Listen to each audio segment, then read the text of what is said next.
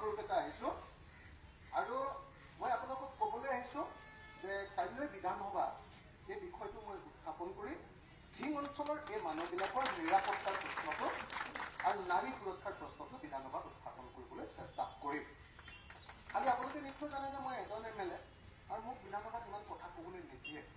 মই বহুত কাজিয়া কৰিহে কথা আপোনালোকে জানে।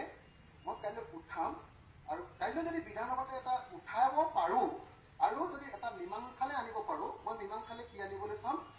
1 নম্বৰ, যি দুটা ল'ৰা অপৰাধী এতিয়ালৈকে ধৰা নাই, চৰকাৰক মই কম যে সিহঁত গাঁতত সোমাই থাকিলেও ধৰি আনিব লাগে।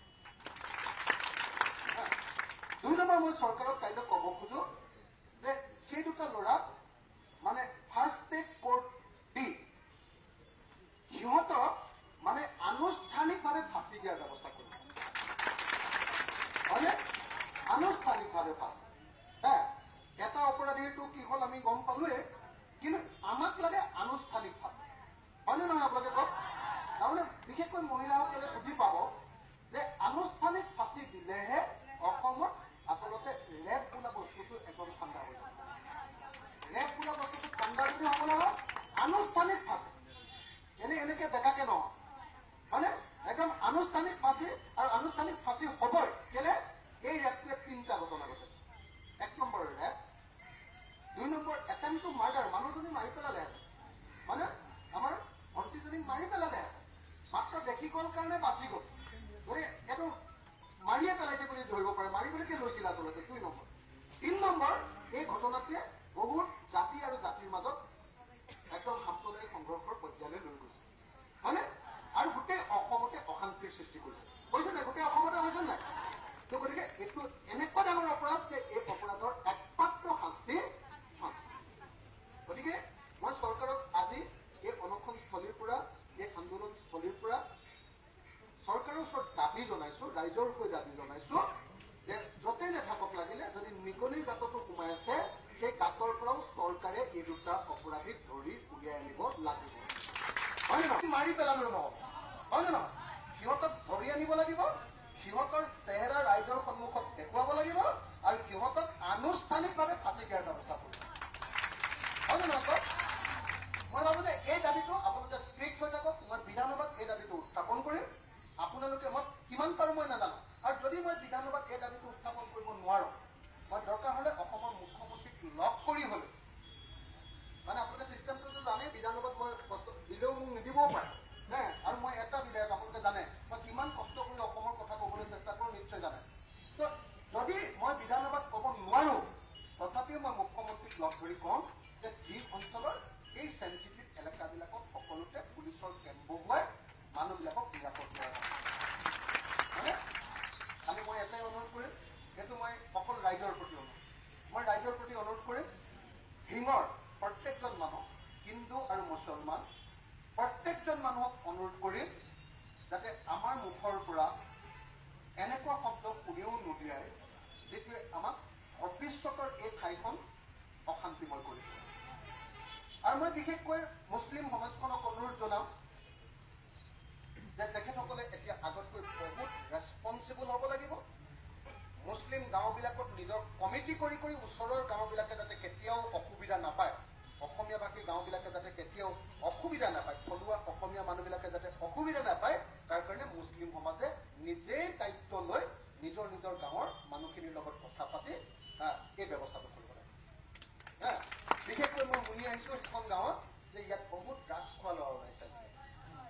বহুত এই ল'ৰাকেইটাই বোলে 150 টকা চুলাই মদ খাই আহি এইটো কাম কৰিছে বুলি মোক গাঁৱৰ মানুহখিনিয়ে কৈ আছে।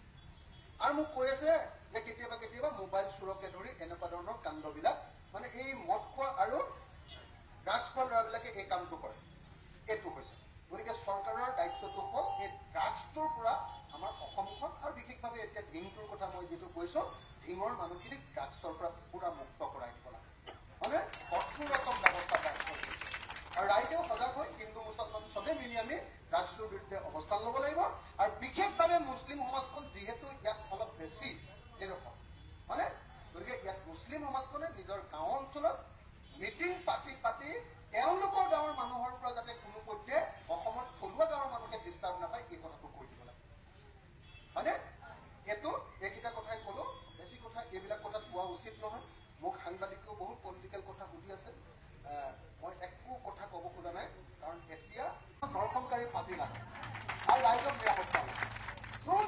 ইয়াত কথা কব, কিন্তু কোনো দলক প্ৰশ্ৰয় নিদিব। হে, দলবিলাকে চবেই নিজৰ দাণ্ডাৰ কাৰণেহে কথা কয়। মোকো যদি বেছি প্ৰশ্ৰয় দিয়ে, ময়ো আকৌ ইয়াতে দাণ্ডাই কৰিম। কথাটো বুজিছে নে? বেছি প্ৰশ্ৰয় নিদিব, অলপ ভয় ভয় খাই থাকিব লাগিব পলিটিচিয়ানবিলাক। এই যি টি কথা ক'লে কিন্তু ধৰিম দেই আমি, এনেকে থাকিব লাগিব। নহ'লে ইহঁতে ঠাণ্ডা কৰি দিব আৰু কাজিয়াটো বঢ়াই দিব। কাজিয়াটো বঢ়াবলৈ কাকো নিদিব। মই এইখিনি কথা কৈয়ে আজি এনেকুৱা এটা, আজি জন্মাষ্টমীৰ দিনাও যিসকল মোৰ মা, মোৰ বাইদেউ, মোৰ খুৰীদেউ, মোৰ ভণ্টি আৰু মোৰ ককাইদেউ, মোৰ দদাইদেউ, যিসকলে ইয়াতে এনেকৈ কাৰ্যসূচীত লৈছে, আৰু লগতে মই দেখিছোঁ যে মুছলিম সমাজৰ কিছুমান মানুহো ইয়াত আহিছে। বিশেষভাৱে যিসকল মুছলিম মানুহ ইয়াত আহি যে অংশগ্ৰহণ কৰিছে, তেখেতসকলক মই বহুত চেলুট জনাইছোঁ। প্লিজ চাওক, আমি একেলগতে চব থাকিব লাগিব, চবে মিলি জুলি থাকিব লাগিব, আমি ইজনে সিজনৰ সহায় হৈ থাকিব লাগিব, আমি ইজনে সিজনক মৰম কৰি শ্ৰদ্ধা কৰি চলিব লাগিব। কোনেও কাকো যাতে ডিষ্টাৰ্বত নেপেলাওঁ, আৰু কোনো পলিটিচিয়ানে যাতে, আৰু অসমত বহুত সংগঠন ওলাইছে কাজিয়াটো লগাই দিবলৈ বিচৰা, কোনেও যাতে চান্স ল'ব নোৱাৰে, বিশেষকৈ ডিঙৰ নিচিনা চেঞ্চিটিভ এৰিয়া। এই বস্তুটো আপোনালোকে সাৱধান হৈ থাকিব। ধন্যবাদ। জয় আই অসম। কৈ দিব লাগিব, যিটো নাৰী সুৰক্ষা আইন, সেইটো মই কোৱা নাছিলো। কাইলৈ মই যদি সুবিধা পাওঁ, তেতিয়াহ'লে মই কাইলৈ চৰকাৰক অনুৰোধ জনাম যে আপোনালোকে এখন কঠোৰ নাৰী সুৰক্ষা আইন আনক। নহ'লে চৰকাৰে আইনখন আনিলেহে পাছ হ'ব। মই কাইলৈ এখন আইন আনিম, the Assam quality education act. অসমৰ প্ৰত্যেকখন স্কুলত 6টা এল পি স্কুলৰ ক্লাছ থাকে, মাষ্টৰ থাকে এজন বা দুজন। 6টা একেলগতে ক্লাছ দুজন মাষ্টৰে পঢ়াব পাৰে নেকি? 6টা ক্লাছৰ কাৰণে 6জন শিক্ষক। আৰু আমাৰ গোটেই স্কুলবিলাকত কি হয়, এটা এল পি স্কুলৰ হলটোতে গোটেই মানুহক পঢ়াই নহয়, শ্ৰেণীকেইটা একেটা হলতে নহয় জানো? সেইটো চব ৰুম কৰি মই মানে এখন নতুন আইন আনিছোঁ। এখন সদৌ ছাত্ৰ সন্থাই খুব ভাল পাব লাগে। নিয়মতে অসমৰ এডুকেশ্যন চিষ্টেমটো বদলাই দিবৰ কাৰণে মই এখন কাইলৈ প্ৰাইভেট মেম্বাৰ্ছ বিল আনিছোঁ।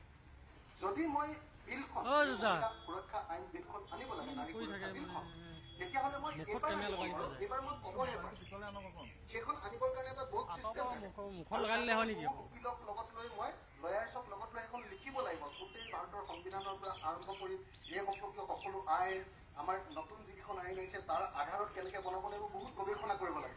সেইকাৰণে আপোনালোকে কেতিয়াও নাভাবে যে কাইলৈকে মই উত্থাপন কৰিব পাৰিম। মই কাইলৈ চৰকাৰক ক'ম যে এখন অতি কঠোৰ নাৰী সুৰক্ষা আইন আনিব লাগে। চৰকাৰৰ পৰা আনিলে আটাইতকৈ ভাল, কেলে সেইখন পাছ হ'ব। মই আনিলেতো ভোট নিদিব নহয় সিহঁতে। কথাটো বুজিছেনে? চৰকাৰী মানুহকেইটাই ভোট নিদিব নহয়। ত' গতিকে মই চৰকাৰক কাইলৈ ক'ম যে এখন আইন আনিব লাগে, আৰু মোক তাৰ মানুহে, তাৰ সদৌ অসম ছাত্ৰ সন্থা আৰু লগতে নাৰী সুৰক্ষা সমিতি আৰু ৰাইজে মোক বাৰম্বাৰ কৈ বুজিছে।